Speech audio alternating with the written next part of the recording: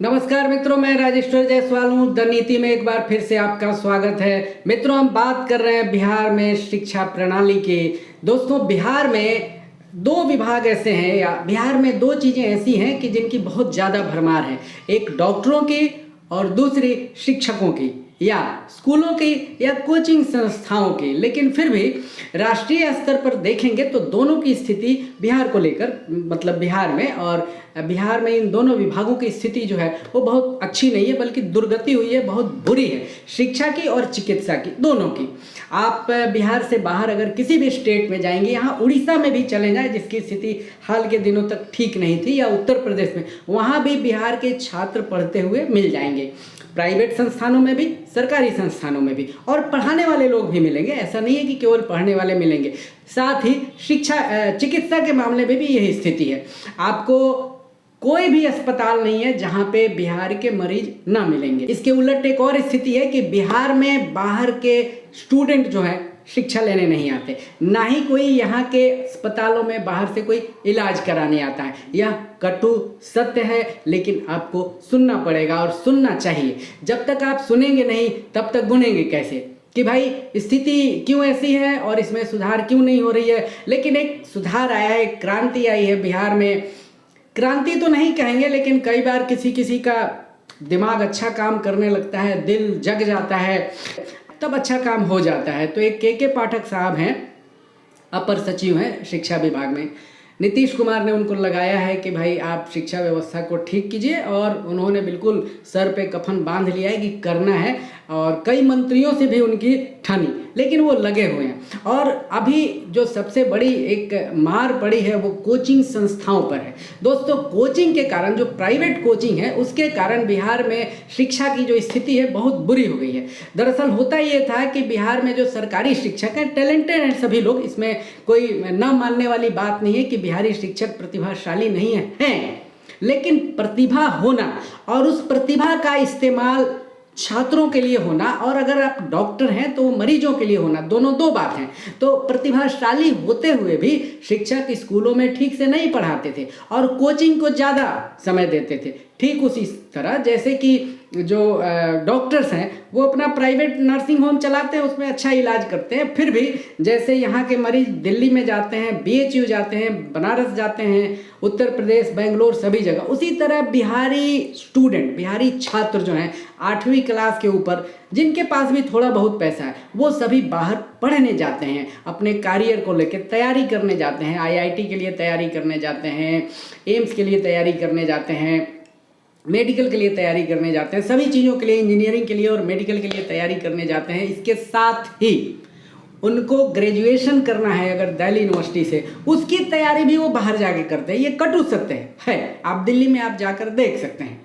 लेकिन के पाठक साहब ने ये किया है कि कोचिंग संस्थाओं पर उन्होंने सुबह 9 बजे से लेकर शाम में 4 बजे तक रोक लगा दी है। इससे हड़कंप मचा हुआ है, बहुत लोग दुखी हैं। लेकिन उसी में बहुत सारे जो सरकारी शिक्षक हैं, जो ईमानदार हैं, जो चाहते हैं कि सरकारी शिक्षा का नाम हो दूर प्रदेशों तक, तो वो खुश भी हैं। वो कहते हैं कि अच्छा कदम है, और इसके कारण वो लोग पढ़ाने जा रहे हैं। और जो शिक्षक थोड़े अनमने ढंग से स्कूल जाते थे वो अब सख्त हो गए, वो जा रहे हैं, पढ़ाने जा रहे हैं, पढ़ा भी रहे हैं, और दबी जुबान से ही सही वो के पाठक की प्रशंसा भी कर रहे हैं। लेकिन कोचिंग वाले जो हैं वो तो प्रशंसा नहीं करेंगे, क्योंकि उन्हें लगता है कि उन्होंने जो सरकार का जो ये कदम है उस पर सरकार ने या के पाठक ने या विभाग ने उनके पेट पे लात मारी, ऐसी बात नहीं है। दोस्तों, अगर एजुकेशन के इंडेक्स की बात की जाए कि बिहार की शिक्षा की जो स्थिति है वो क्या है, मतलब राष्ट्रीय स्तर पर, तो वो बहुत बढ़िया नहीं है। बिहार के शहरी क्षेत्रों में पुरुष और महिला साक्षरता क्रमशः जो है लगभग 80% है और 62-63% है, बस यही है। वर्तमान शिक्षा प्रणाली जो है दोस्तों, उसमें एक सबसे बड़ा दोष यह है कि यह रोजगारोन्मुख नहीं है, मतलब इसमें रोजगार की संभावना नहीं है। मतलब एक तरह से कौशल विकास पर ध्यान कम है। जो 40 साल 30 साल पहले जो शिक्षा व्यवस्था थी वही आज भी है। मतलब ऐसा नहीं है कि कोई इस तरह की ट्रेनिंग शिक्षा में दी जाए, वही इतिहास उसी तरह चल रहा है, वही हिंदी लिटरेचर उसी तरह चल रहा है, साइकोलॉजी है वो भी उसी तरह चल रहा है। इसको रोजगार से या ह्यूमन डेवलपमेंट जो है उससे जोड़कर इसको डेवलप नहीं किया गया है। इस पर सरकार का ज़्यादा ध्यान होना चाहिए, लेकिन नहीं है। कॉलेजों की तो स्थिति दोस्तों यह है कि कॉलेज खुलते ज़रूर हैं, लेकिन उसमें शिक्षक कितना जानते हैं या कोचिंग संस्थाओं से आप जाके पूछ लीजिए, या कोचिंग में जो छात्र पढ़ते हैं या जो कोचिंग में जो स्टूडेंट पढ़ते हैं उनसे आप पूछ सकते हैं कि भाई कॉलेज कितने दिन आप जाते हैं साल में। बिल्कुल नकारात्मक जवाब मिलेगा। बहुत लोग तो फॉर्म जमा करने जाते हैं, काफ़ी लोग हैं जो एडमिशन कराने तो जाना पड़ेगा तो उसके लिए लोग जाते हैं और फॉर्म जमा करने जाते हैं। इसके अलावा उन्हें कॉलेज में कोई काम नहीं है। स्कूल में फिर भी जाना पड़ता है, लेकिन अब तो स्थिति ये हो गई है कि अगर आप कोटा के विषय में थोड़ा बहुत भी जानते हैं तो काफ़ी सारे छात्र यहाँ हैं जिनकी मम्मियाँ या पापा या घर का कोई एक सदस्य कोटा में जाकर कमरा लेकर रहता है और 8वीं के बाद ही वहाँ पे छात्र चले जाते हैं। तो क्या बिहार में इंजीनियरिंग की तैयारी, मेडिकल की तैयारी नहीं हो सकती? स्कूल के बाद हो सकती है। बहुत सारे जो बच्चे हैं दिल्ली से बहुत बढ़िया रिजल्ट आता है हर स्कूलों से, केंद्रीय विद्यालय से लेकर नवोदय विद्यालय, सर्वोदय विद्यालय, डीपीएस, तमाम तरह के जो बच्चे हैं वो दिल्ली में 12वीं तक क्लास करने के बाद भी उनका इन दोनों में चयन होता है। बहुत सारे और भी क्षेत्र हैं जिसमें छात्र अपना भविष्य बना सकते हैं, लेकिन अगर प्रायोरिटी के लेवल पे स्तर पर बात किया जाए तो क्लास करते हुए भी होता है, लेकिन बिहार में ये स्थिति नहीं है। यहाँ रेगुलर वही जाते हैं जिन्हें बस यूं ही पढ़ाई करते जाना है तो वो जाते हैं, लेकिन उसका फ़ायदा क्या है? कुछ भी नहीं है। आप बिहार के पूरे ज़िलों से 2-2, 4-4, 10-10 स्टूडेंट उठाइए, छात्र उठाइए, कोई कंपटीशन करवा लीजिए, तेज उठाइए, और दिल्ली, नोएडा, बेंगलोर का कोई उतना ही छात्र ले लीजिए, कंपटीशन करवा लीजिए, बहुत बुरी हालत मिलेगी। हाँ, कई बार क्या होता है कि बिहार से बाहर रह के जो छात्र पढ़ाई करते हैं तो उनको इसमें जोड़ लिया जाता है, क्योंकि उनका जो नेटिव प्लेस है या जन्म स्थान है तो बिहार है।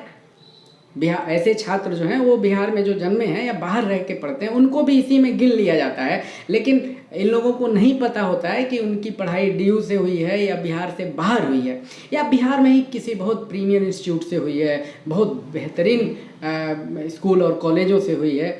लेकिन बात हो रही है सरकारी स्कूलों की, क्योंकि बिहार में जो एक तरह से यहाँ की जो आर्थिक स्थिति है सामान्य लोगों की वो बहुत अच्छी नहीं है राष्ट्रीय स्तर से अगर तुलना किया जाए तो, राष्ट्रीय अनुपात में।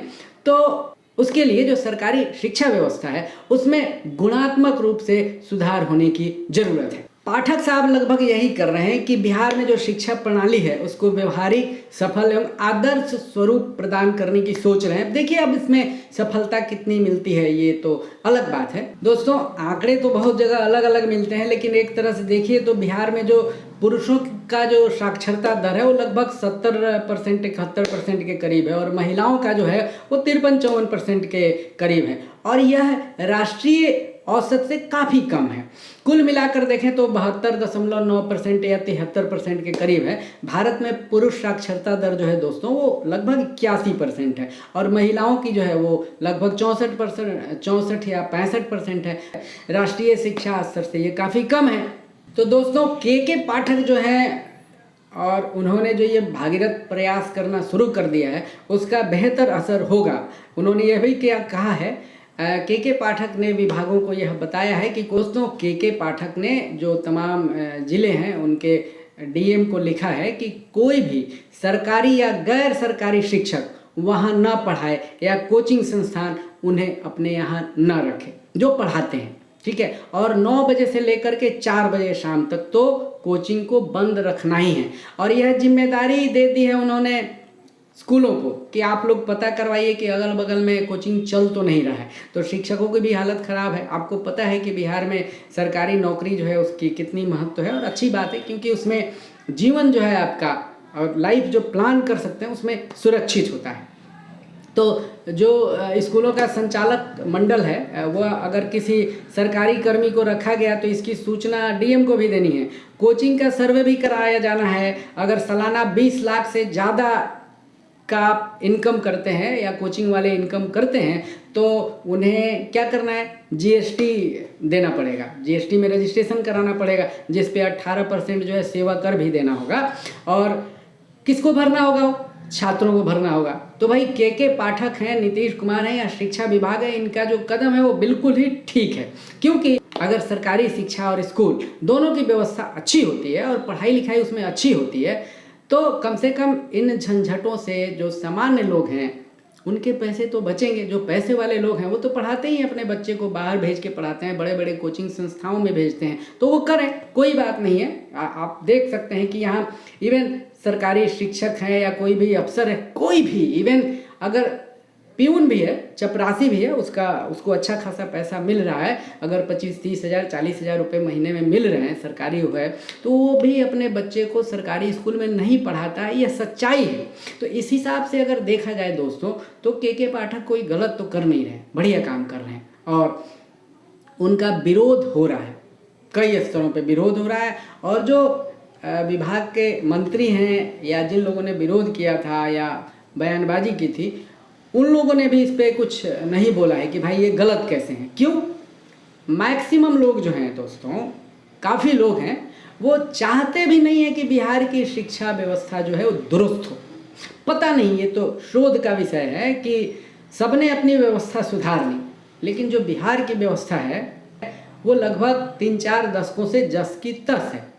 तो इसमें सुधार की ज़रूरत है ना दोस्तों, सुधार करना पड़ेगा। के पाठक जैसे लोगों की आवश्यकता शिक्षा के अलावा और दूसरे विभागों में है। अगर बिहार को प्रगति चाहिए तो ऐसे अफसर चाहिए। तो मित्रों, शिक्षा का मतलब ये नहीं है कि आप डिग्री लेके अपने पॉकेट में रखें जिसका व्यवहारिक रूप से आपके जीवन में कोई काम ही ना हो या काम नहीं है। काम तभी आएगा जब आपके स्कूल में और कॉलेजों में बढ़िया पढ़ाई होगी, बहुत अच्छी ट्रेनिंग मिलेगी, प्रशिक्षण मिलेगी। अगर इस तरह का कुछ एजुकेशन का सिस्टम है तो तब वह आपके जीवन में काम आएगा और आप इतने हुनरमंद होंगे, आप इतने कौशलमंद होंगे, आप इतने कौशल युक्त होंगे कि कहीं भी जाएंगे आपकी पूछ होगी।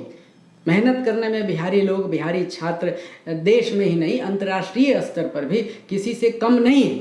लेकिन तब जब आपकी पढ़ाई की व्यवस्था दुरुस्त होगी, शिक्षण और प्रशिक्षण दोनों दुरुस्त होगा, तब कुछ बेहतर हो सकेगा। दोस्तों, बहुत दिनों के बाद आपसे मुखातिब हुआ हूँ। अगर हमारा वीडियो आपको ठीक लगा हो तो आप इसे लाइक करें, सब्सक्राइब करें, शेयर करें। नीति में आज के लिए दोस्तों इतना ही। धन्यवाद।